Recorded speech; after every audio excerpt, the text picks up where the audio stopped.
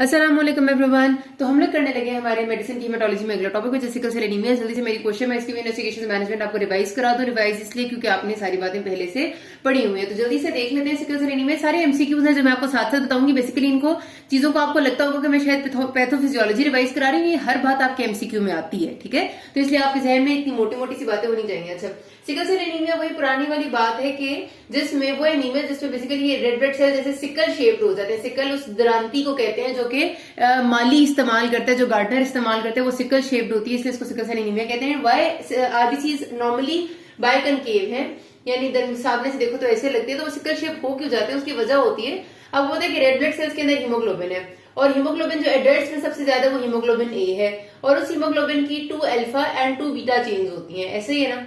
उनमें से जो बीटा चेन्स हैं वो एबनॉर्मल होती हैं इस केस में, ठीक है। किस तरह एबनॉर्मल होती हैं कि रिप्लेसमेंट हो जाती है एक जगह पर, मतलब एक ही जो बीटा ग्लोबिन चेन होती है इसमें 6th पोजीशन पे ग्लूटामेट की जगह वैलिन की रिप्लेसमेंट हो जाती है। उसके रिजल्ट में एक अमाइनो एसिड की रिप्लेसमेंट की वजह से पूरी चेन एबनॉर्मल बनती है। अब जो एबनॉर्मल चेन जो बनेगी उसमें हीमोग्लोबिन ए नहीं बनता, उसमें बल्कि हीमोग्लोबिन जो बनता है वो हीमोग्लोबिन एस कहलाता है, क्योंकि ये हीमोग्लोबिन अब नॉर्मल शेप का ही आरबीसीज को रहने नहीं देता बल्कि एबनॉर्मल कर देता है। बिकॉज बेसिकली ये जो ग्लूटामिक एसिड की जगह वैलिन आके रिप्लेस हो जाता है ना, ये वैलिन ये समझ लें कि चिपका रहा होता है चीजों को।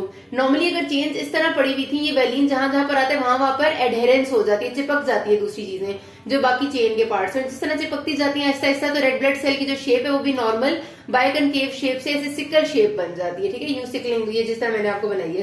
तो बेसिकली आपने जो याद रखना है ग्लूटामिक एसिड की जगह वैलिन रिप्लेस हो रहा होता है बीटा ग्लोबिन चेन में हीमोग्लोबिन ए की, जिसकी वजह से अब जो हमारे हीमोग्लोबिन बनता है रिजल्टेंटली उसको हीमोग्लोबिन एस कहते हैं, ठीक है, which is sickled haemoglobin basically. और जाहिर सी बात है कि इसकी ऑक्सीजन कैरिंग कैपेसिटी बहुत कम होती है, जिसकी वजह से और इसकी लाइफ स्पैन शॉर्टर होता है। और ये मजीद प्रॉब्लम्स क्या कॉज करते हैं कि ये इसके रिजल्ट में ये जो आपके सिकल शेप्ड आरबीसीज है, ये अब वही बात है ना कि ये हमारे आरबीसीज को जो शेप अल्लाह ताला ने बनाई है वो इसीलिए बनाई है कि ये बड़े आराम से गुजर सके हमारी पतली पतली सी कैपिलरीज में से। ये जो सिकल शेप आरबीसीज है जाहिर सी बात है कि ये पतली कैपिलरीज में से नहीं गुजर सकते, इनकी जो कोने होते हैं ये फंस जाते हैं, ये वॉल ऑफ कैपिलरीज में फंसते हैं। उसके रिजल्ट में ये खुद भी टूटते हैं और ये वॉल ऑफ कैपिलरीज को भी डैमेज करते हैं, जिसकी वजह से वहां पर सिवियर किस्म की जो कंडीशन बनती है उसको हम कहते हैं वेजो ऑक्लूसिव क्राइसिस, ठीक है। ये जब भी आपकी सिकलिंग की एक सिवियर एपिसोड आती है उसको वेजो ऑक्लूसिव क्राइसिस कहते हैं। क्यों कहते हैं? क्योंकि वेसल्स जो है वो ऑब्स्ट्रक्ट होती हैं इन आरबीसीज की वजह से। तो उसके रिजल्ट में जो उस एरिया का ब्लड फ्लो है वो भी रुक जाता है। अगर मेरे पास इतनी पतली सी कैपिलरी में आके फंस जाएगा तो एक तो रास्ता रुक जाएगा, ब्लड फ्लो टू दिस जिस भी ऑर्गन का ब्लड फ्लो था वो भी रुक जाते हैं, वेसल भी डैमेज होती है और आरबीसीज भी टूटते हैं। तो इस पूरे कंडीशन को वेजो ऑक्लूसिव क्राइसिस कहते हैं, ठीक है। तो ये आपका सिकल सेल एनीमिया होता है, जिसमें बेसिकली प्रॉब्लम यहाँ पर आ रही है। आपको पता है कि हमारे पास जब फीटस एक बच्चा पैदा होता है तो शुरू में उसका हीमोग्लोबिन होता है हीमोग्लोबिन एफ। उस हीमोग्लोबिन में जो चेन्स होती हैं वो होती है 2 अल्फा एंड 2 गैमा चेन्स। ये आपका एमसीक्यू बहुत ज्यादा आता है, ठीक है, इसलिए आपने याद रखना है। ये हीमोग्लोबिन एफ ऑलमोस्ट रिप्लेस हो जाते हैं 3 से 4 महीने बाद आहिस्ता आहिस्ता हीमोग्लोबिन ए से सारा का सारा। तो हमारी एक सिकल सेल एनीमिया में कोशिश ये होती है कि इस हीमोग्लोबिन एफ की जो ऑक्सीजन कैरिंग कैपेसिटी है ना वो हीमोग्लोबिन ए से तो कम है लेकिन एस से ज्यादा है। मतलब एफ का फायदा ये है कि अगर हम बॉडी में एस वाले हीमोग्लोबिन की जगह ज्यादा से ज्यादा कोशिश करें कि एफ आ जाए तो उसका फायदा ये कि एक तो ये इस तरह का वेजो ऑक्लूसिव क्राइसिस नहीं करेगा क्योंकि वो फंसेगा नहीं जगह जगह जाकर, ठीक है, वो नॉर्मल शेप का होता है। दूसरी बात ये कि ऑक्सीजन कैरिंग कैपेसिटी कम भी होगी तो भी वेसल्स डैमेज नहीं होंगी, ठीक है। तो इस वजह से हमने हीमोग्लोबिन ए को जब सिकल सेल एनीमिया को जब ट्रीट करना होता है तो हम जाहिर सी बात है ये एक जेनेटिक कंडीशन है सिकल सेल एनीमिया। तो जाहिर सी बात है कि जेनेटिक कंडीशन का 100% क्योर तो हम नहीं कर सकते, हम सिर्फ उसको सिम्टोमेटिक मैनेजमेंट और ऐसी चीज कर सकते हैं जिससे उसकी जिंदगी बेहतर गुजरे।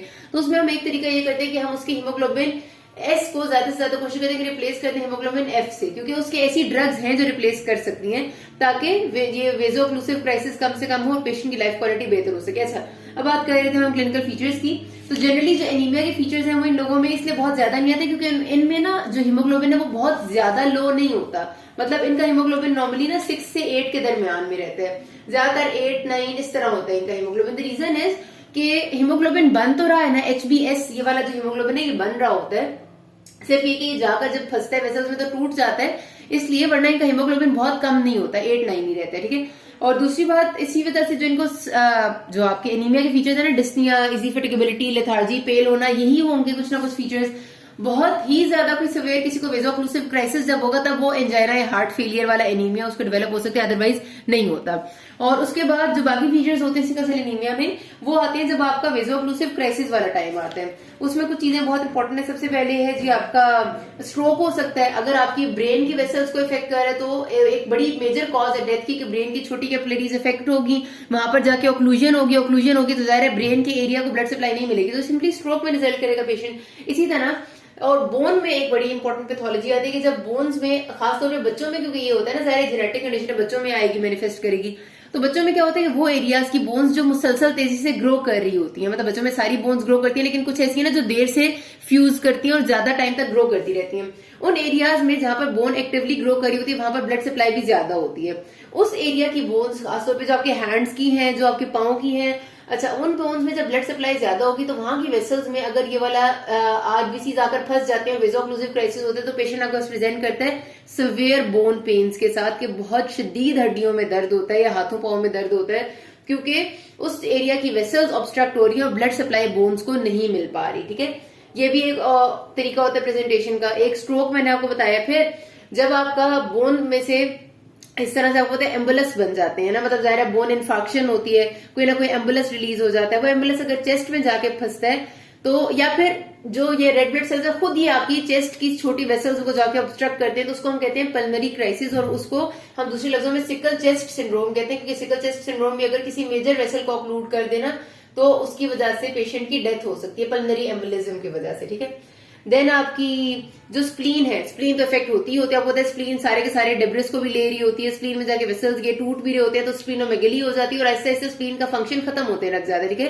तो स्प्लीनोमेगली शुरू की स्टेजेस में होती है थोड़ी सी, लेकिन स्प्लीन जो है वो ये नहीं है कि हाइपर फंक्शनिंग हुई हुई, मतलब हाइपर स्प्लीनिज्म नहीं हुआ होता, स्प्लीन बेचारी खुद ही डैमेज हो रही होती है इन आरबीसीज की वजह से, तो रिजल्टेंटली हाइपोस्प्लीनिज्म हो जाता है। हाइपोस्प्लीनिज्म का मतलब है कि स्प्लीन का फंक्शन खत्म हो जाता है, पेशेंट जो है वो उसको इन्फेक्शन का खतरा बहुत ज्यादा हो जाता है। ठीक है, तो ये भी एक चीज होती है जो इन पेशेंट्स में होती है। तो एप्लास्टिक क्राइसिस का मतलब है कि जब आपकी बोन मैरो बहुत सिवियरली इफेक्ट हो जाती है और आपकी बोन मैरो इस काबिल ही नहीं रहती कि नए सेल्स बनाए, तो उसको एप्लास्टिक क्राइसिस कहते हैं। तो ये सारे इसके क्लिनिकल फीचर्स हैं, ये वैसे आपको बताना जरूरी थे, एमसीक्यूज का पार्ट होते हैं। इन्वेस्टिगेशन हमने क्या करानी है, बहुत सिंपल है, ब्लड सीपी कराएंगे पेशेंट की।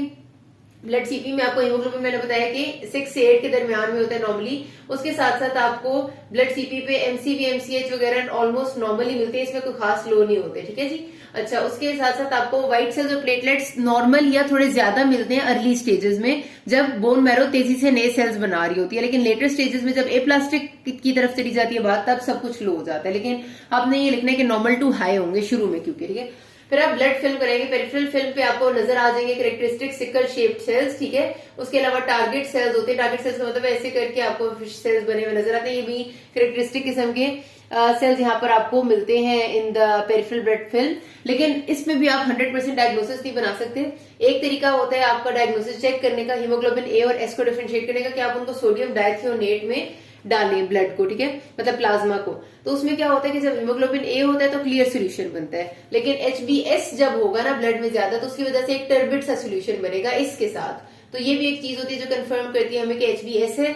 और असल में जो गोल्ड स्टैंडर्ड वो हीमोग्लोबिन इलेक्ट्रोफोरेसिस है, जिसमें आप चेक करते हैं कि कौन सी टाइप का हीमोग्लोबिन है। ये एग्जैक्टली आपको एचबीए, एचबीए2, एचबीएस या एचबीएफ का बताता है कि कितने % कौन सा प्रेजेंट है।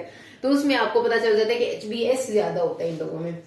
अच्छा, मैनेजमेंट अब इस तरह से है कि हमने एक तो एक्यूट क्राइसिस को देखना है कि अगर एक्यूट क्राइसिस के साथ पेशेंट आए तो उसको कैसे डील करना है, उसमें एक्यूट क्राइसिस को प्रिवेंट कैसे किया जा सकता है और किस तरह से थोड़ी सी लाइफ क्वालिटी बेहतर बनाई जा सकती है। तो जो एक्यूट क्राइसिस यानी वेजोक्लूसिव क्राइसिस में होते हैं पेशेंट, तो उसमें हमने यही करना होता है कि हम उसको जितना बेहतर ब्लड फ्लो देंगे, उसे रिहाइड्रेशन करेंगे, मतलब पानी उसे जितना ज्यादा देंगे उसकी प्लाज्मा वॉल्यूम एक्सपैंड करेगा। तो जहां पर कहीं ऑब्स्ट्रक्शन है, ऑक्लूजन हुई है रेड ब्लड सेल्स की वजह से, वो खुल जाएगी। ठीक है, अगर ये मेरी वेसल थी, यहाँ पर ऑब्स्ट्रक्शन होगी है वेजोक्लूसिव क्राइसिस की वजह से, हो सकता है कि हाइड्रेशन करने से फोर्सफुली जब प्लाज्मा एक्सपैंड करे तो ये रास्ता खुल जाए।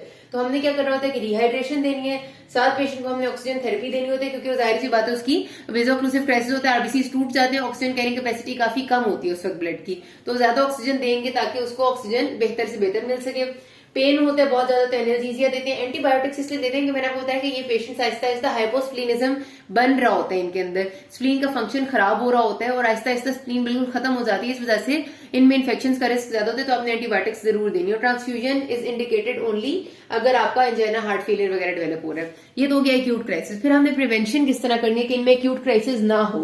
एक्यूट क्राइसिस ज्यादातर किसी इन्फेक्शन के रिजल्ट में होता है अक्सर औकात, या फिर कोई ड्रग ऐसी ले ली आपने, तो आपने वो चीजें अवॉइड करनी है।